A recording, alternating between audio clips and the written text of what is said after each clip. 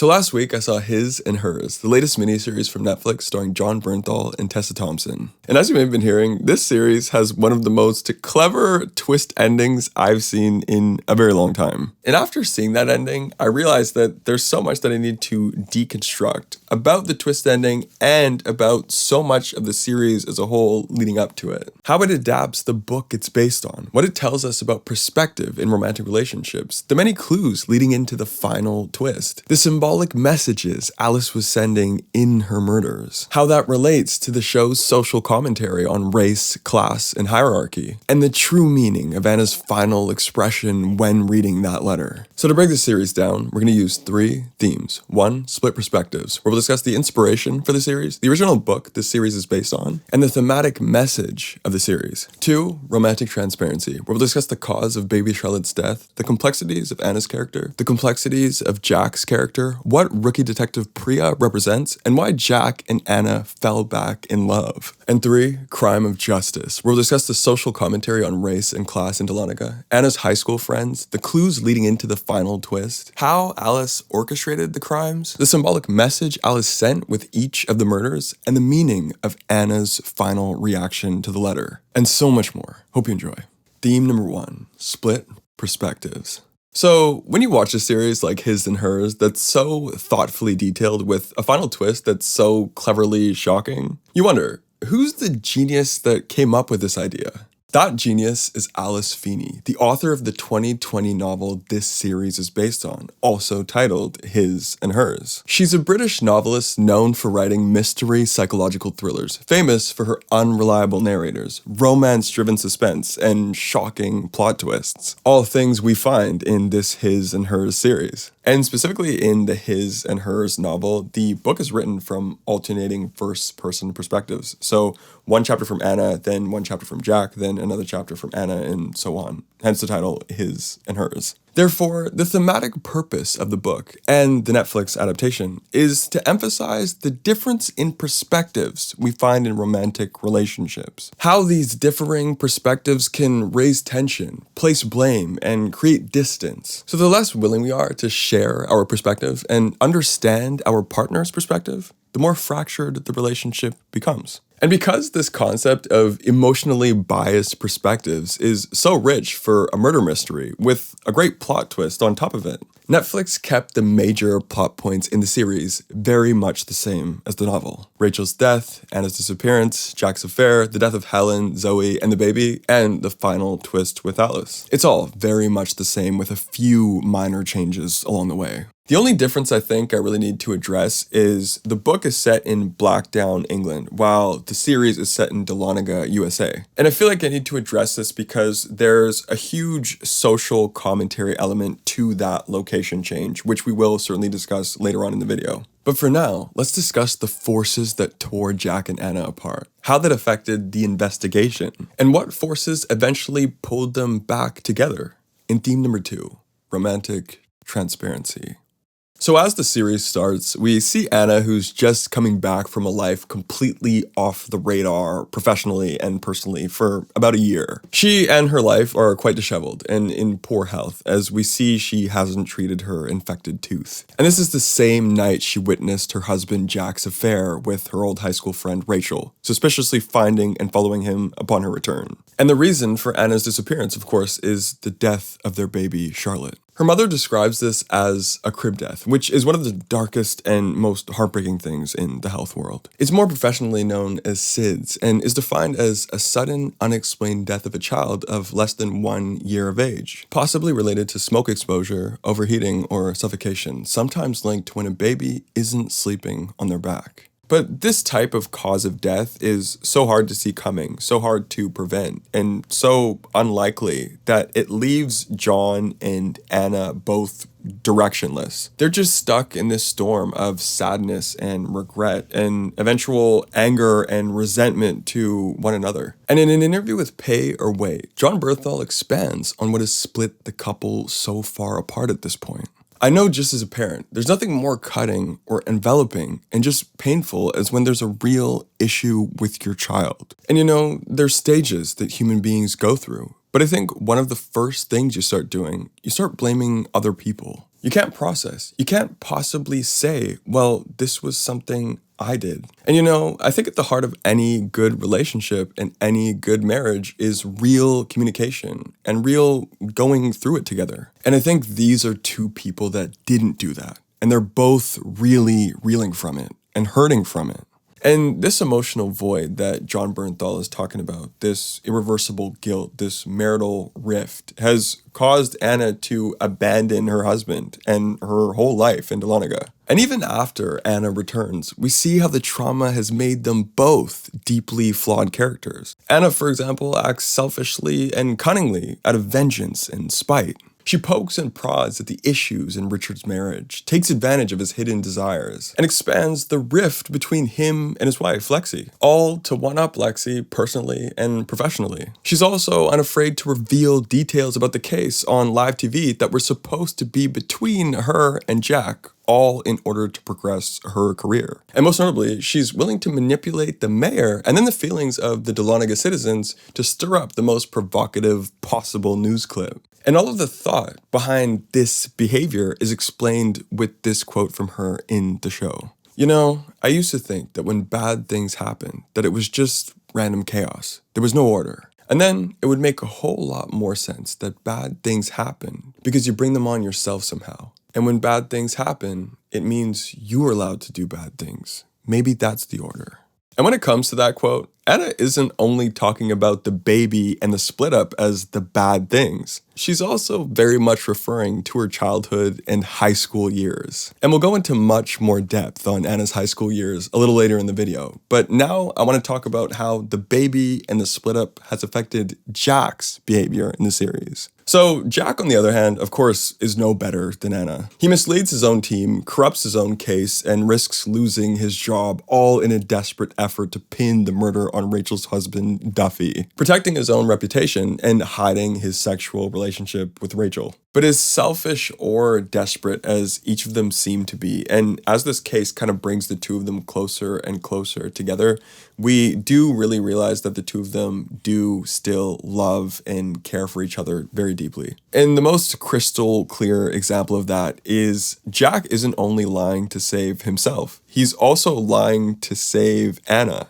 And here's what I mean by that. So, in a story that's all about unreliable narrators, subjectivity, and emotional bias in romantic relationships and in life, rookie detective Priya Patel represents the voice of objectivity and uncorrupted justice, since she is the only main character in the entire series with no personal attachment to the case. So once Priya becomes suspicious about all of Jack's mysterious, shady, hypocritical behavior, as well as Anna's personal history with the victims, Priya decides to privately investigate Jack's attachment to the case, but she does present to Jack and the team all the evidence that could point to Anna being the killer. And when Jack realizes that Anna's livelihood is once again at risk, he pushes back completely, desperately trying again to shift the narrative back onto Duffy. And John Bernthal comments on that scene specifically in this interview with TV Insider. When he finds out it's this one person on Earth that could have done it, it immediately sort of switches into complete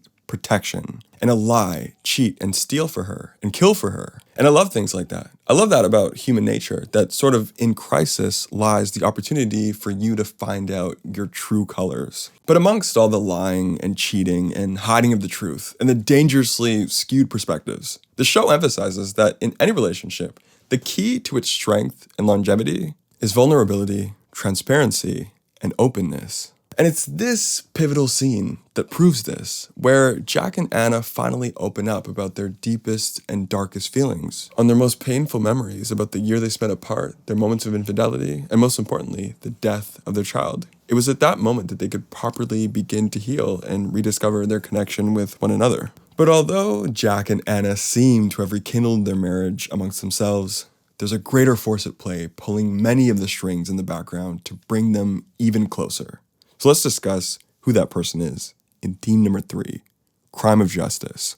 So you might remember earlier in the video how I said the book takes place in Blackdown, England, while the series takes place in Dahlonega, Georgia, USA. And I mentioned how there's a lot of thematic significance to that change. So now let's finally open that up. The book takes place in the village of Blackdown, a couple hours outside of the big city of London. And the book uses the juxtaposition of the big city and the small town to comment on the hierarchies of class and the importance of reputation. In a small town, everyone knows you and remembers you. Your most traumatic memories follow you much more closely because every day outside is a reminder of that. And the social hierarchies are much more clearly visible. Your house compared to your neighbors, your car compared to your neighbors, your career, your family, your circle, and so on. And what this series chooses to do is move this location to the southeastern United States, now with a black female protagonist, all in order to expand this conversation to reputation, class, history, and race. In the series, there's a clear class difference between Anna and her four friends, Rachel, Zoe, Helen, and Kat. We see Alice vacuuming Kat's lake house floor and housekeeping for Zoe's parents, and cleaning the bathrooms of the school Helen would eventually become headmistress of. And in every way, Alice was dismissed or mistreated as she continued to do her job.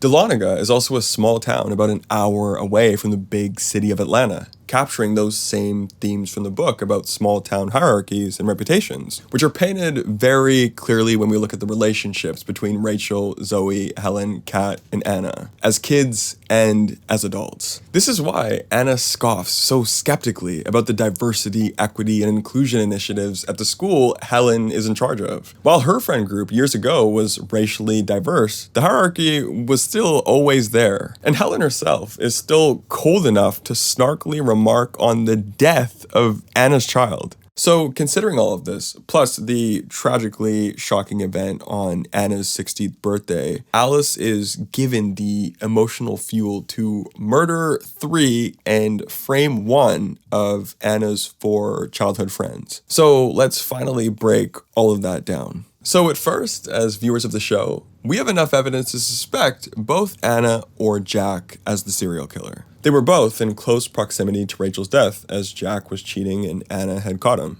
And because Helen was in contact with Rachel moments before the murder, they both could have killed Helen just to cover their tracks. But after Zoe is murdered, we begin to realize it's likely someone else. Maybe Lexi Jones, who we learn is actually Catherine Alexis Kelly, who picked up a passion for running, lost several pounds, dyed her hair blonde, started going by her middle name, and now has the last name of her husband, Richard Jones. And of course, Kat wasn't as innocent as we first thought, killing her sister by emptying her inhaler before boating into the lake. However, as we all know, Anna's mother, Alice, is the real serial killer, and she only pretended to have dementia to eliminate herself as a suspect. And when we consider all of the race and class-related inequality, the social hierarchy, the complicity, and the life-altering crime the girls committed against Anna, Alice's crimes were precisely orchestrated to enact revenge, but more importantly, to send out a message.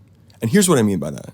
So Alice stabbed Rachel several times and left a gruesome serial killer signature to send out a message about who Rachel truly was. She clipped Rachel's nails past the dead part, which is incredibly painful and honestly makes me wince just saying it. But then on the nails, she wrote "two-faced," highlighting Rachel's disingenuous nature and phony form of kindness that led to her daughter's suffering. And Alice followed the same routine when she reached Helen, writing "liar" on her forehead, stapling her eyelids shut, which highlights her complicity in Rachel's wicked leadership, and then her hypocrisy and false righteousness as the so-called role model headmistress of the school. And to tie it all together, quite literally, Alice would knot their old friendship bracelets around their tongues once they were killed, highlighting the true meaninglessness of the friendship that brought them together. And as we all know, when Anna picks up the letter in her room, she finally learns all of this. Alice's guilt of having her granddaughter die under her own supervision and seeing her daughter's career, marriage, and livelihood fall apart, and then witnessing the despicable crime against Anna on one of her tapes, drives her to kill Rachel, Helen, and Zoe, and then frame the conveniently killed Catherine Kelly,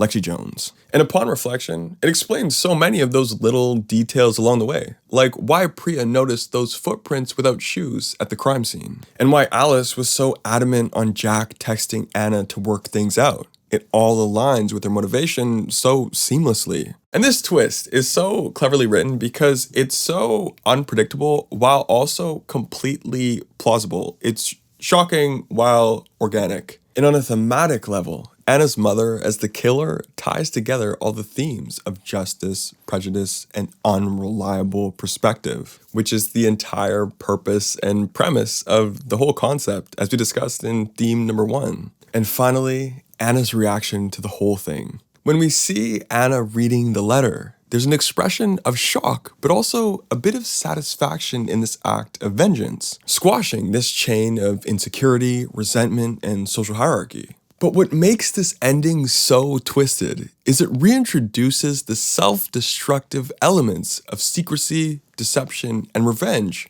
back into the relationship. As Alice has just killed Jack's sister and Meg's biological mother, Zoe. Zoe is certainly not innocent, but this ending is a bittersweet reminder of the subjective beings we will always be. To some of us, it's an act of love and long overdue justice. To some of us others, it's the same trauma-induced chaos that tore our lovers apart in the first place.